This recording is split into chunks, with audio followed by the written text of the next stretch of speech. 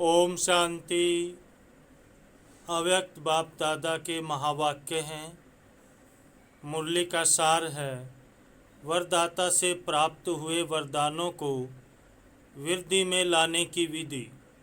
वरदाता से प्राप्त हुए वरदानों को वृद्धि में लाने की विधि। ओम शांति। आज बाप दादा अपने रूहानी चातक बच्चों को देख रहे हैं। हर एक बच्चा बाप से सुनने के, मिलने के और साथ साथ बाप समान बनने के चातक हैं। सुनने से जन्म जन्मांतर की प्यास मिट जाती है। ज्ञान अमृत प्यासी आत्माओं को तृप्त आत्मा बना देता है। सुनते सुनते आत्माएं भी बाप समान ज्ञान स्वरूप बन जाती हैं। वह यह कहें, ज्ञान मुरली सुनते सुनते स्वयं भी मुरलीधर बच्चे बन जाते हैं। बाबा ने कहा, रूहानी मिलन मनाते बाप के सन्य में समा जाते हैं।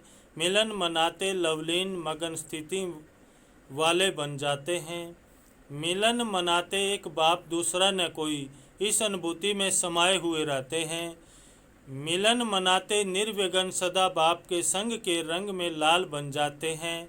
जब ऐसे समाये हुए वह सने में लवलीन बन जाते हैं तो क्या आशा रहती है बाप समान बनने की।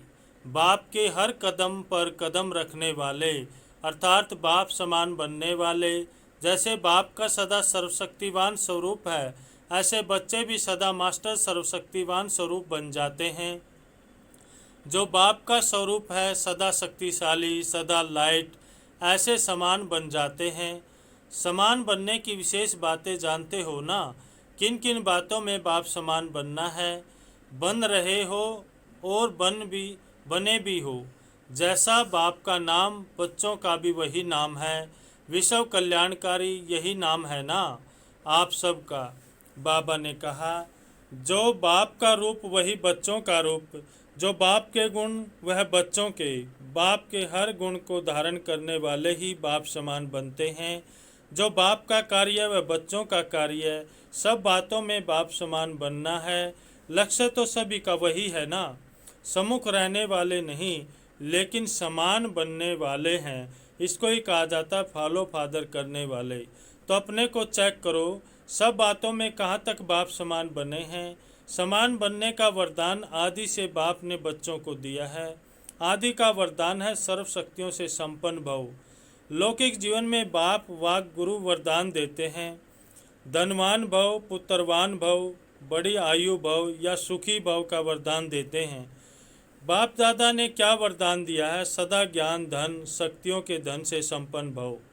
यही ब्राह्मण जीवन का खजाना है। जब से ब्राह्मण जन्म लिया है तब से संगम युग की स्थापना के कार्य में अंत तक जीना अर्थात बड़ी आयु भव। बाबा ने कहा, बीच में अगर ब्राह्मण जीवन से निकल पुराने संस्कारों या पुराने संसार में चले जाते हैं तो इसको कहा जाता जन्म लिया लेकिन छोटी आयु वाले, क्योंकि ब्राह्मण जीवन से मर गए। कोई ऐसे भी होते जो कोमा में चले जाते हैं, होते हुए भी ना के बराबर होते हैं, और कभी कभी जाग भी जाते हैं, लेकिन वह जिंदा होना भी मरने के समान ही होता है। तो बड़ी आयु भव अर्थात सदा आदि से अंत तक ब्राह्मण जीवन व श्रेष्ठ दिव्य जीवन की सर्व प्राप्तियों में जीना। बड़ी आयु के साथ साथ निरोगी भाव का भी वरदान आवश्यक है। अगर आयु बड़ी है लेकिन माया की व्याधि बार बार कमज़ोर बना देती है तो वो जीना भी जीना नहीं है। तो बड़ी आयु भाव के साथ सदा तंदुरुस्त रहना अर्थात निर्विघ्न रहना है। बाबा ने कहा, बार बार उलझन में व दिल शिकस्त की स्थिति के बिस्तर हवाले नहीं होना है। जो कोई बीमार होता है तो बिस्तर हवाले होता है ना। छोटी छोटी उलझन तो चलते फिरते भी ख़त्म कर देते हो, लेकिन जब कोई बड़ी समस्या आ जाती है, उलझन में आ जाते, दिल शिकस्त बन जाते हो तो मन की हालत क्या होती है। जैसे शरीर बिस्तरे के हवाले होता है तो कोई दिल नहीं होती उठने की, चलने की व खाने पीने की कोई दिल नहीं होती। ऐसे यहाँ भी योग में बैठेंगे तो भी दिल नहीं लगेगी, ज्ञान भी सुनेंगे तो दिल से नहीं सुनेंगे, सेवा भी दिल से नहीं करेंगे, दिखावे सेवा डर से लोक लाज से करेंगे। इसको सदा तंदुरुस्त जीवन नहीं कहेंगे। तो बड़ी आयु भव अर्थात निरोगी भव इसको कहा जाता है। बाबा ने कहा, पुत्रवान भव व संतान भव। आपके संतान हैं, 2-4 बच्चे नहीं पैदा किए हैं, संतान भव का वरदान है ना, 2-4 बच्चों का वरदान नहीं मिलता, लेकिन जब बाप समान मास्टर रचयिता की स्टेज पर स्थित हो तब तो ये सब अपनी रचना लगती है। बेहद के मास्टर रचयिता बनना या बेहद का पुत्रवान भव, संतान भव हो जाता है। बाबा ने कहा हद के नहीं कि जो 2-4 जिज्ञासु हमने बनाया यह मेरे हैं, नहीं, मास्टर रचयिता की स्टेज बेहद की स्टेज है। किसी भी आत्मा को व प्रकृति के तत्वों को भी अपनी रचना समझ विश्व कल्याणकारी स्थिति से हर एक के प्रति कल्याण की शुभ भावना, शुभ कामना रहती है। रचना की रचना प्रति यह भावनाएं रहती हैं। बाबा ने कहा जब बेहद के मास्टर रचयिता बन जाते हो तो कोई हद की आकर्षित नहीं कर सकेगी। सदा अपने को कहाँ खड़ा हुआ देखेंगे। जैसे वृक्ष का रास्ता बीज है, जब वृक्ष की अंतिम स्टेज आती है तो वह बीज ऊपर आ जाता है ना, ऐसे बेहद के मास्टर रचयिता सदा अपने को इस कलप वृक्ष के ऊपर खड़ा हुआ अनुभव करेंगे। बाप के साथ साथ वृक्ष के ऊपर मास्टर बीज रूप बन शक्तियों की, गुणों की, शुभ भावना, शुभ कामना की, स्नेह की, सहयोग की किरणें फैलाएंगे। जैसे सूर्य ऊंचा रहता है तो सारे विश्व में सबते किरणें फैलती है ना, ऐसे मास्टर रचयिता व मास्टर बीज रूप बन सारे वृक्ष को किरणें व पानी दे सकते हो। तो कितनी संतान हुई, सारी विश्व आपकी रचना हो गई ना। तो मास्टर रचता भव, इसको कहते हैं पुत्रवान भव। तो कितने वरदान हैं, इसको ही कहा जाता है बाप समान बनना। जन्मते ही यह सब वरदान हर एक ब्राह्मण आत्मा को बाप ने दे दिया है। वरदान मिले हैं ना, वह भी मिलने हैं। जब कोई भी वरदान किसी को मिलता है तो वरदान के साथ वरदान को कार्य में लगाने की विधि भी सुनाई जाती है। बाबा ने कहा अगर वह विधि नहीं अपनाते तो वरदान का लाभ नहीं ले सकते।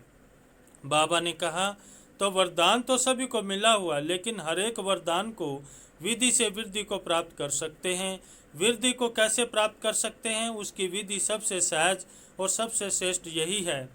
जैसा समय उस परमाणु वरदान समर्थि में आए और समर्थि में आने से समर्थ बन जाएंगे और सिद्धि स्वरूप बन जाएंगे। जितना समय प्रमाण कार्य में लगाएंगे उतना वरदान वृद्धि को प्राप्त करता रहेगा, अर्थात सदा वरदान का फल अनुभव करते रहेंगे। इतने श्रेष्ठ शक्तिशाली वरदान मिले हुए हैं ना, न सिर्फ अपने प्रति कार्य में लगाए फल प्राप्त कर सकते हो, लेकिन अन्य आत्माओं को भी वरदाता बाप से वरदान प्राप्त कराने के योग्य बना सकते हो। यह संगम युग का वरदान 21 जन्म भिन्न रूप से साथ में रहता है। यह संगम का रूप अलग है और 21 जन्म यही वरदान जीवन के हिसाब से चलता रहता है। बाबा ने कहा लेकिन वरदाता और वरदान प्राप्त होने का समय अभी है। तो यह चेक करो कि सर्व वरदान कार्य में लगाते सहज आगे बढ़ रहे हो। यह वरदान की विशेषता है कि वरदानी को कभी मेहनत नहीं करनी पड़ती। जब भगत आत्माएं भी मेहनत कर थक जाती हैं तो बाप से वरदान ही मांगती हैं। आपके पास भी जब लोग आते हैं योग लगाने की मेहनत नहीं करना चाहते तो क्या भाषा बोलते हैं, कहते हैं सिर्फ हमें वरदान दे दो, माथे पर हाथ रख लो। आप ब्राह्मण बच्चों के ऊपर वरदाता बाप का हाथ सदा है, श्रेष्ठ मत ही हाथ है। स्थूल हाथ तो 24 घंटे नहीं रखेंगे ना। ये बाप के श्रेष्ठ मत का वरदान रूपी हाथ सदा बच्चों के ऊपर है। अमृत वेले से लेकर रात को सोने तक हर श्वास के लिए, हर संकल्प के लिए, हर कर्म के लिए श्रेष्ठ मत का हाथ है ही। इसी वरदान को विधि पूर्वक चलाते चलो तो कभी भी मेहनत करनी नहीं पड़ेगी। बाबा ने कहा जैसे देवताओं के लिए गायन है इच्छा मात्र अविद्या, यह है फरिश्ता जीवन की विशेषता। देवताएं जीवन में तो इच्छा की बात ही नहीं, ब्राह्मण जीवन सो फरिश्ता जीवन बन जाती, अर्थात कर्माती स्थिति को प्राप्त हो जाते। किसी भी शुद्ध कर्म व व्यर्थ कर्म व विक्रम व पिछला कर्म किसी भी कर्म के बंधन में बंध कर करना, इसको कर्मातीत अवस्था नहीं कहेंगे। एक है कर्म का संबंध, एक है बंधन। तो जैसे यह गायन है हद की इच्छा से अविद्या, ऐसे फरिश्ता जीवन व ब्राह्मण जीवन अर्थात मुश्किल शब्द की अविद्या, बोध से अविद्या, मालूम ही नहीं कि वह क्या होता है। तो वरदानी आत्मा अर्थात मुश्किल जीवन से अविद्या का वरदान अनुभव करने वाली, इसको कहा जाता है वरदानी आत्मा। तो बाप समान बनना अर्थात सदा वरदाता से प्राप्त हुए वरदानों से पालना, सदा निश्चित विजयी अनुभव करना। बाबा ने कहा कई बच्चे पुरुषार्थ तो बहुत अच्छा करते हैं, लेकिन पुरुषार्थ का बोझ अनुभव होना यह यथार्थ पुरुषार्थ नहीं है। अटेंशन रखना यह ब्राह्मण जीवन की विधि है, लेकिन अटेंशन टेंशन में बदल जाता है, नेचुरल अटेंशन नहीं रहता। इसको भी यथार्थ अटेंशन नहीं कहा जाएगा। जैसे जीवन में स्थूल नॉलेज रहती है कि यह चीज़ अच्छी है, यह बात करनी है या नहीं करनी है, तो नॉलेज के आधार पर जो नॉलेजफुल होते हैं उनकी निशानी है, उनको नेचुरल अटेंशन रहता है, यह खाना है या नहीं खाना है, यह करना है या नहीं करना है। हर कदम में टेंशन नहीं रहता कि यह करूं या नहीं करूं, यह खाऊं या नहीं खाऊं, ऐसे चलूं व नहीं। नेचुरल नॉलेज की शक्ति से अटेंशन है। ऐसे यथार्थ पुरुषार्थी का हर कदम हर कर्म में नेचुरल अटेंशन रहता है, क्योंकि नॉलेज की लाइट माइट शब्द यथार्थ रूप से यथार्थ रीति से चलाती है। तो पुरुषार्थ भले करो, अटेंशन जरूर रखो, लेकिन टेंशन के रूप में नहीं। जब टेंशन में आ जाते हो तो चाहते हो बहुत काम करने व बनना चाहते हो नंबर 1, लेकिन टेंशन जितना चाहते हो उतना करने नहीं देता। जो बनना चाहते हो वह बनने नहीं देता, और टेंशन को पैदा करता है, क्योंकि जो चाहते हो वह नहीं होता है तो और ही टेंशन बढ़ता है। बाबा ने कहा तो पुरुषार्थ सभी करते हो, लेकिन कोई ज़्यादा पुरुषार्थ को भारी कर देते और कोई फिर बिल्कुल अलबेले हो जाते। जो होना होगा हो जाएगा, देखा जाएगा, कौन देखता है कौन सुनता है, तो न वह अच्छा न वह अच्छा। इसलिए बैलेंस से बाप की ब्लेसिंग वरदानों का अनुभव करो। सदा बाप के हाथ मेरे ऊपर है, इस अनुभव का सदा स्मृति में रखो। बाबा ने कहा जैसे भगत आत्मा स्थूल चित्र को सामने रखती कि माथे पर वरदान का हाथ है, तो आप भी चलते फिरते बुद्धि में अनुभव का चित्र सदा स्मृति में रखो। समझा बहुत पुरुषार्थ किया है, अब वरदानों से पलते उड़ते चलो। बाप के ज्ञान दाता विदाता का अनुभव किया, अब वरदाता का अनुभव करो। अच्छा, मुख्य महारथी भाइयों से मुलाकात। जन्म से कितने वरदान मिले हुए हैं? हर एक को अपने अपने वरदान मिले हुए हैं। जन्म ही वरदानों से हुआ है, नहीं तो आज इतना आगे नहीं बढ़ सकते। वरदान से जन्म हुआ इसलिए बढ़ रहे हो। पांडवों की महिमा कम थोड़े ही है। हर एक की विशेषता का वर्णन करें तो कितनी है। ये जो भागवत बना हुआ है वह बन जाए। बाप की नज़र में हर एक की विशेषताएं हैं, और कुछ देखते भी नहीं देखते, जानते भी नहीं जानते, तो विशेषता सदा आगे बढ़ा रही है और बढ़ाती रहेगी। बाबा ने कहा जो जन्म से वरदानी आत्माएं वह कभी भी पीछे नहीं हट सकती। सदा उड़ने वाली वरदानी आत्माएं हो। वरदाता बाप के वरदान आगे बढ़ा रहे हैं। पांडव गुप्त रहते हैं, लेकिन बाप दादा के दिल पर सदा प्रत्यक्ष हैं। अच्छे अच्छे प्लान तो पांडव ही बनाते हैं, शक्तियां स्वीकार करते हैं, लेकिन कमाल तो लाने वालों की है। अगर लाने वाले लाए ही नहीं तो स्वीकार क्या करेंगी। इसलिए पांडवों की विशेष अपना वरदान है याद और सेवा का बल विशेष मिला हुआ है। याद का बल भी विशेष मिलता है, सेवा का बल भी विशेष मिलता है। क्यों? उसका भी कारण है, क्योंकि जो जितना आवश्यकता के समय कार्य में आए हैं उसको विशेष वरदान मिला हुआ है। जैसे आदि में जब स्थापना हुई तो आप पांडव मर्ज थे, इमर्ज नहीं थे। शक्तियाँ एग्जाम्पल बनी और उनके एग्जाम्पल को देख और आगे बढ़े। तो ये आवश्यकता के समय एग्जाम्पल बने, इसलिए जितना जो आवश्यकता के समय सहयोगी बने हैं, चाहे जीवन में चाहे सेवा से, उनको ड्रामा अनुसार विशेष बल मिलता है। बाबा ने कहा अपना पुरुषार्थ तो है ही, लेकिन एक्स्ट्रा बल मिलता है। अच्छा, सेवा करने से जो सर्व आत्माएं खुश होती हैं उसका भी बहुत बल मिलता है। जो अनुभवी आत्माएं हैं उन्होंने सेवा की आवश्यकता है, क्योंकि जिन्होंने साकार में पालना ली है उन्हों को देख करके सदा बाप ही याद आता है। कभी भी आप लोग दादियाँ कहाँ जाएंगी तो विशेष क्या पूछेंगे? चरित्र सुनाओ, कोई बाप की बातें सुनाओ, तो विशेषता है ना। इसलिए सेवा की विशेषता का वरदान मिला हुआ। चाहे स्टेज पर खड़े होकर भाषण न भी करो, लेकिन यह सबसे बड़ा भाषण है। चरित्र सुनाकर चरित्रवान बनने की प्रेरणा देना, यह सबसे बड़ी सेवा है। तो सेवा पर जाना ही है और सेवा के निमित्त बनना ही है। अच्छा, सदा हर कदम में बाप को फॉलो करने वाले, सदा अपने को वरदाता बाप के वरदानी श्रेष्ठ आत्मा अनुभव करने वाले, सदा हर कदम सहज पार करने वाले, सदा सर्व वरदान समय पर कार्य में लगाने वाले, ऐसे बाप समान बनने वाले श्रेष्ठ आत्माओं को बाप दादा का वरदाता के रूप में याद, प्यार और नमस्ते। हम रूहानी बच्चों की रूहानी बाप दादा को नमस्ते नमस्ते। गुड मॉर्निंग बाबा, ओम शांति। आज का वरदान है हद की जिम्मेवारियों को बेहद में परिवर्तन करने वाले समर्थी स्वरूप नष्ट मोहा भव। हद की जिम्मेवारियों को बेहद में परिवर्तन करने वाले समर्थी स्वरूप नष्ट मोहा भव।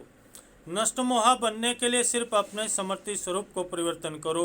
मौत तब आता है जब यह समर्थी रहती है कि हम गृहस्थी हैं, हमारा घर, हमारा संबंध है। अब इस हद की जिम्मेवारी को बेहद की जिम्मेवारी में परिवर्तन कर दो। बेहद की जिम्मेवारी निभाएंगे तो हद की सफलता पूरी हो जाएगी। लेकिन यदि बेहद की जिम्मेवारी को भूल सिर्फ हद की जिम्मेवारी निभाते हो तो उससे और ही बिगाड़ते हो, क्योंकि वह फर्ज मोह का मर्ज हो जाता है। इसलिए अपने समर्थित स्वरूप को परिवर्तन कर नष्ट मोह बनो। स्लोगन है आज का, ऐसी तीव्र उड़ान भरो जो बातों रूपी बादल सेकंड में क्रॉस हो जाए। ऐसी तीव्र उड़ान भरो जो बातों रूपी बादल सेकंड में क्रॉस हो जाए। अच्छा, ओम शांति।